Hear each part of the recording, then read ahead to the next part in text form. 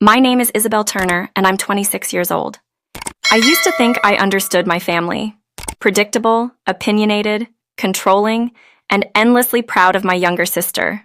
But I was wrong. The truth hit me one Sunday evening, the night I realized I'd been nothing more than a background character in their perfectly staged family portrait. The aroma of roast beef filled our dining room, mingling with the buttery scent of homemade rolls. My mother's table gleamed, every plate and napkin perfectly aligned. I made sure of it. Setting the table had always been my job, even at 26. Across the room, Maddie, my 24-year-old sister, was sprawled on the couch laughing at something on her phone. "I'm up to 25,000 followers," she announced, her tone brimming with self-importance. "A major skincare brand just messaged me for a collab." My father looked up from carving the roast, pride radiating from his face. "That's my girl. You've got that drive," he said, the kind of praise I'd never heard directed at me. "That's wonderful, sweetheart," my mother added, smiling with so much warmth it almost hurt to look at her. "You're finally getting recognized for your hard work." I slid into my seat, silent as always. Their words rolled right past me like background noise. I'd been invisible for years, and invisibility had become a kind of armor. Halfway through dinner, my mother cleared her throat in that delicate way she did before dropping a bomb. "Isabel, honey," she began sweetly, spooning mashed potatoes onto her plate. "We need to discuss your room." My fork paused midair. "My room?" "Yes," she said brightly. "Maddie needs it for her studio. The lighting in there is perfect for filming. She'll move her things in next week." I blinked, certain I'd misheard. Before I could respond, my father's voice boomed, cutting through the moment like a thunderclap. "Either give it up or get out, Isabel. You're old enough to find your own place." Just like that, no discussion, no warning. Maddie smirked from across the table, twirling a piece of her blonde hair. "Come on, Izzy, it's not a big deal. You can move into the basement or something. I really need the space." I looked down at my plate, cutting a piece of roast with surgical precision. "I understand," I said quietly. "I'll have an answer by next Sunday." My calm caught them off guard. My parents exchanged uncertain glances, but I didn't give them the satisfaction of seeing how much the words had shaken me. I stood, folded my napkin neatly beside my plate, and walked away. Behind me, I heard Maddie's excited chatter resume. They were already discussing paint colors and lighting setups for her new creative studio. Upstairs, I closed my bedroom door and leaned against it, my hands trembling slightly. This wasn't the first time they'd chosen her dreams over mine, but it would be the last. I'd been planning for this day for years. My room, my soon-to-be ex-room, was more than a space. It was the heart of my quiet empire. A laptop sat on a sleek white desk, its screen displaying the financial dashboard of my consulting firm. Rows of neatly organized folders lined my shelves, each containing records of clients, invoices, and investments. They thought I was a failure, a part-timer with no ambition, a daughter too timid to launch into the world. What they didn't know was that I'd built a company that managed portfolios worth millions. Every dollar I'd earned was from work they didn't believe existed. I'd saved, invested, grown my network, and waited. I stared out the window at the house across the street. It had been on the market for weeks. I'd been watching it without realizing why it drew me. Now I knew. That night, after my parents went to bed, I called a number I'd been saving in my phone. Rachel Klein, realtor. "Rachel, it's Isabel Turner," I said when she answered. "I'm ready to buy." The next morning, my father's laptop sat unattended on the kitchen counter, open to his email. I wasn't the type to snoop, but something told me to look. I scrolled through the folder labeled Finances. My heart dropped. $164,000 in credit card debt. Another $40,000 in personal loans. I clicked through statement after statement, each one linked to Maddie's career. Professional lighting, camera setups, editing software, influencer retreats, even brand coaching seminars. They had taken a second mortgage on the house to fund her social media dream. Then, in an email thread between my parents, I saw my name. "If we can get Isabel to move out soon, we could convert her space fully for Madison's business. It'll pay off once she starts earning." I shut the laptop, my hands shaking. My entire life, they'd viewed me as a placeholder, a convenient space, a resource to be repurposed when needed. That night, I texted Rachel again. "Can we meet today? I'm looking for something close, very close." She replied instantly. I have a house that's just come back on the market, 2 stories, right across from your parents' home. Perfect. By afternoon, I stood inside the empty house across the street. Sunlight spilled through the windows, washing over polished floors. From the upstairs bedroom, I could see directly into my parents' kitchen. I'll take it, I said. Rachel blinked. You haven't even seen the other rooms. I don't need to. That evening, while my parents and Maddie sat in the living room watching her latest vlog on TV, I sat at the kitchen table signing the preliminary papers. My bank account balance, $3.1 million, glowed from my laptop screen. I wired the down payment without hesitation. They thought they'd forced me out. In reality, they'd just pushed me into freedom. When I finally closed my bedroom door that night, I looked around at the shelves, the walls, the little reminders of a life lived unseen. This was the last night I'd ever sleep here. Tomorrow I would start packing, and the girl they thought they knew would disappear. The next morning, sunlight crept through my blinds, painting stripes across the floor I'd walked on since childhood. My room looked smaller now, stripped of warmth. The posters, the framed certificates, the photos of achievements no one ever acknowledged, it all seemed like evidence of a life that hadn't mattered. Downstairs, I could hear my parents talking in hushed tones. Maddie's laugh carried easily over the clatter of dishes. They were making brunch, her favorite waffles, of course. For a moment, I stood at the top of the stairs, unseen as always, watching their world move without me. Then I turned back to my room. There was no sadness anymore, only clarity. I started packing. Not hastily, but methodically, with the same precision I used when managing client portfolios. My laptop went into its case first, followed by hard drives containing years of financial data. Then came the things that truly belonged to me. Books I'd bought with my first paycheck, journals filled with business plans and late-night thoughts, the framed photo of me and my dad from when I was 10, before disappointment had hardened his smile. By noon, half my life was boxed and labeled. I wasn't running away. I was transitioning, quietly, efficiently, the way I'd done everything else at 2 p.m. I met Rachel Klein at her downtown office to sign the formal contract. The ink on the document seemed to shimmer with finality. Congratulations, she said, sliding the keys across the table. You're officially a homeowner. I turned the cool metal over in my hand, smiling faintly. Feels surreal. Rachel gave me a curious look. Most people your age can't even dream of buying property like this. I have to ask, how did you do it? I hesitated. By being underestimated, I said simply. By Wednesday, the house across the street was mine. The movers arrived promptly at 10, exactly as planned. I'd scheduled everything down to the hour. My parents thought I was working at a client's office that day. In reality, I was orchestrating my quiet exodus. From the second-floor window of my new home, I could see my family's house.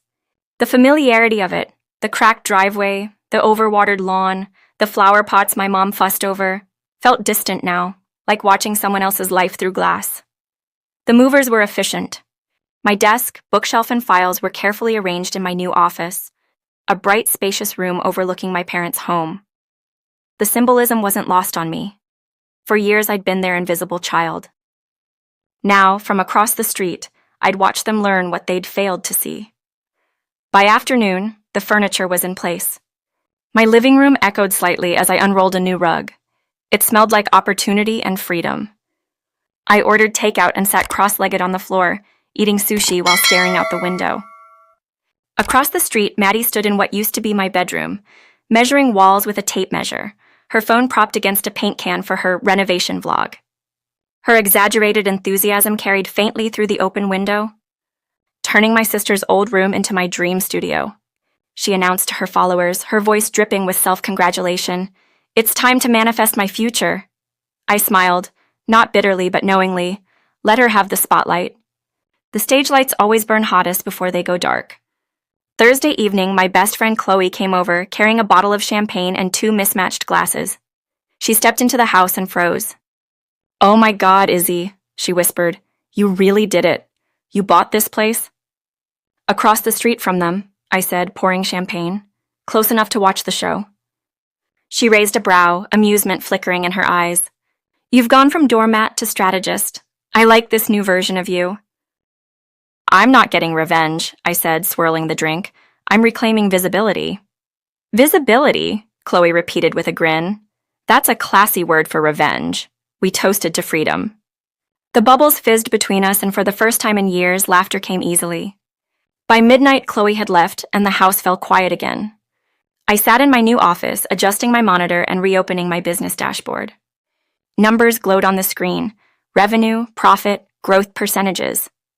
My empire, born from the very invisibility that once hurt me. That night, I worked until dawn, finalizing a financial proposal for a new corporate client.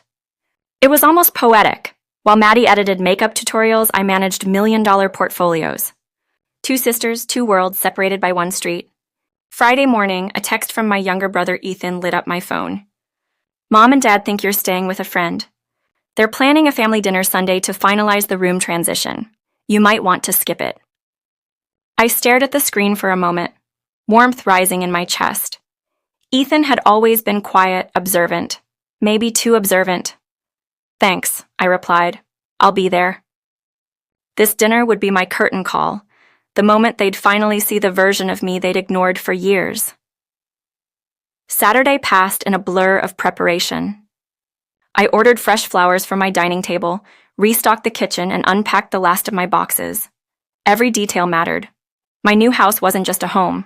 It was a statement, a mirror reflecting the strength they refused to acknowledge. That night, I stood by the window again. Across the street, my parents' lights glowed warmly. Through the open curtains, I could see them bustling around the dining table, Mom arranging candles, Dad polishing the silverware, and Maddie laughing, radiant in her curated world. They looked like the perfect family, until you noticed the empty chair where I used to sit. Sunday evening arrived.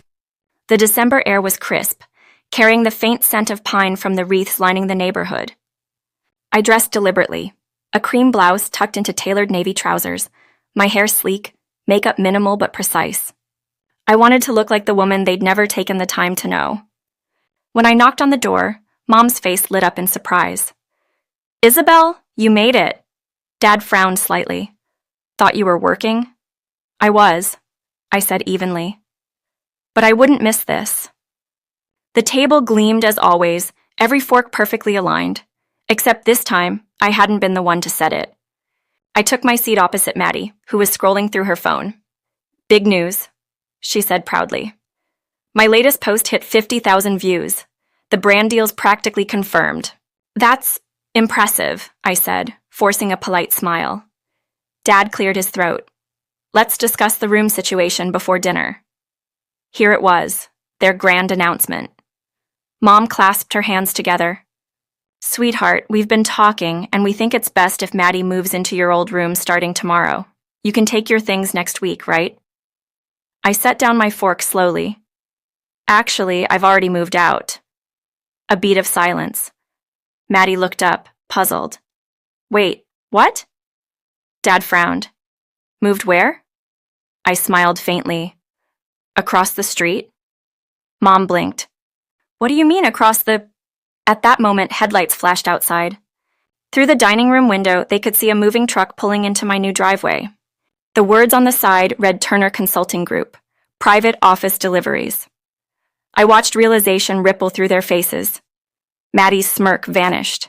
Dad's jaw tightened. Mom's fork clattered against her plate. "I bought the house across the street," I said calmly. "Signed the papers last week." "Isabel," Mom stammered, "you can't afford—" "I can," I interrupted gently. "In fact, I paid in full." Ethan, bless him, couldn't suppress a grin. "Told you she was fine," he muttered. Dad leaned back, studying me as if seeing a stranger. "Where did you get that kind of money?" I met his gaze evenly. "From the business I built while you were financing Maddie's influencer dream." The silence that followed was absolute. The only sound was the faint hum of the chandelier. Maddie's cheeks flushed red. "You mean you were making money this whole time?" "Yes," I said simply. "While you borrowed from our parents' retirement fund for ring lights?" Dad's expression shifted from confusion to something darker, guilt maybe. "Why didn't you tell us?" I laughed softly. "Would you have listened?" No one answered. For the rest of dinner, conversation limped along awkwardly. My parents avoided my eyes. Maddie picked at her food, uncharacteristically quiet. I felt neither triumphant nor angry, just peaceful. As I stood to leave, I looked at my mother one last time. "You once said I should be more adaptable," I said. "I guess I finally learned how." Outside, the cold air bit at my cheeks. Across the street, my porch light glowed softly, welcoming me home. When I reached my front door, I turned around. Through the window of my parents' house, I could see them standing together, still processing everything. Maddie looked lost for the first time in her life. For years, I had been the invisible daughter. Now I was the one they couldn't stop seeing. Monday morning arrived with the crisp sharpness of winter air, the kind that made every sound seem clearer, every decision irreversible. Sunlight filtered through the blinds of my new home, illuminating the neat rows of boxes I'd unpacked over the weekend. My new life felt tangible now, the quiet hum of independence, the weight of ownership, the absence of apology. Across the street, my family's house was waking up. Through the window, I could see my father retrieving the morning paper in his slippers, my mother watering her potted plants by the porch, and Maddie filming another clip for her channel, her ring light glowing faintly behind the curtains of what used to be my room. It was strange watching them from here. For years, I'd lived beneath that roof, surrounded by their expectations and dismissal, and yet I'd never felt so far from them, or so free. That morning, I opened my laptop to a flood of notifications. My company's newest client, a private firm in Chicago, had officially signed a 6-figure contract. I typed out a quick confirmation email, attached the documents, and clicked send. Somewhere between that click and the hum of my coffee machine, it hit me. I wasn't the family disappointment anymore. I was the success story they never saw coming. At 10 a.m., the doorbell rang. It was Ethan, my younger brother, clutching 2 takeout coffees. "So this is where the secret millionaire lives," he teased as he stepped inside. I smiled. "News travels fast, huh?" "Mom's been pacing the kitchen since last night," he said, handing me a cup. "Dad keeps checking the property site, convinced there's been a mistake. And Maddie, well, she's been refreshing your LinkedIn like a maniac." I laughed softly, shaking my head. "Of course she has." Ethan sat on the edge of the sofa, his expression turning thoughtful. "You know, I always noticed how they treated you. I just didn't know what to do about it." I looked at him, surprised by his sincerity. "You don't owe me anything, Ethan. Just promise me you'll never let them make you feel small." He nodded, then glanced out the window. "They're definitely talking about you right now." Across the street, the blinds twitched. I caught a flash of my mother's silhouette, her phone pressed to her ear. Probably gossiping to Aunt Cheryl, I thought. The invisible daughter had suddenly become the neighborhood headline. That evening, as the winter sun dipped low and painted the sky orange, I received a text from my mother. "We need to talk. Dinner tomorrow at 7. Please come." No sweetheart, no love you. Just that. For a moment, I considered ignoring it. But something deeper, not anger, but a calm sense of closure, told me to go. I didn't owe them a confrontation, but I owed myself a finish. Tuesday night, I walked into my parents' house for the first time since revealing the truth. The scent of garlic and rosemary filled the air, familiar yet hollow. The table was set just like before, but this time I was a guest, not the hostess. Mom stood by the counter, clearly rehearsing her composure. Dad sat at the table, fingers drumming against the wood. Maddie, dressed in one of her pastel cardigans, scrolled on her phone without looking up. "You look different," Mom said finally. "I feel different," I replied. Dad cleared his throat. "We were surprised, Isabel. Shocked, actually. You never mentioned any of this. A business? A house? Millions of dollars? You expect us to just believe that?" I met his gaze evenly. "No, I don't expect anything from you. That's kind of the point." Mom wrung her hands. "We only ever wanted what was best for you." "No," I said gently. "You wanted what was easiest for you. There's a difference." Silence fell like snow. Even Maddie stopped scrolling. Dad leaned back in his chair. "You could have told us. We could have helped." "Helped?" I interrupted softly. "Like when you took the laptop I saved for and gave it to Maddie because she had a school project? Or when you told me my job wasn't real because it didn't involve an office? Or when you threatened to throw me out so she could film unboxing videos in better lighting?" The words weren't bitter. just factual. Years of restraint gave them precision. Maddie shifted uncomfortably. You didn't have to make such a scene. Buying the house across the street. Don't you think that's a little dramatic? I turned to her. You built your career on being seen. I built mine on being ignored. Maybe it's time you experience the other side. Her jaw tightened. You're jealous. Admit it. Of what? I asked quietly. Debt? Dependency? Validation from strangers on the internet? Her face flushed, but she said nothing. Mom finally spoke, her voice trembling. Isabel, please. We're still your family. I took a deep breath. I know, and I don't hate you, but I can't keep shrinking myself to fit into your version of family anymore. Dad's expression softened slightly. You've changed. I've grown, I said. There's a difference. Dinner ended quietly. As I stood to leave, Mom reached for my arm. You'll still come for Christmas, won't you? I looked at her, remembering all the Christmases where I'd cooked, cleaned, and smiled while they praised Maddie's gifts. Maybe, I said. If I do, I'll bring dessert and boundaries. When I stepped back outside, snow had started to fall, soft, silent, inevitable. Across the street, my porch light glowed through the haze like a lighthouse. I walked toward it, each step lighter than the last. Weeks passed.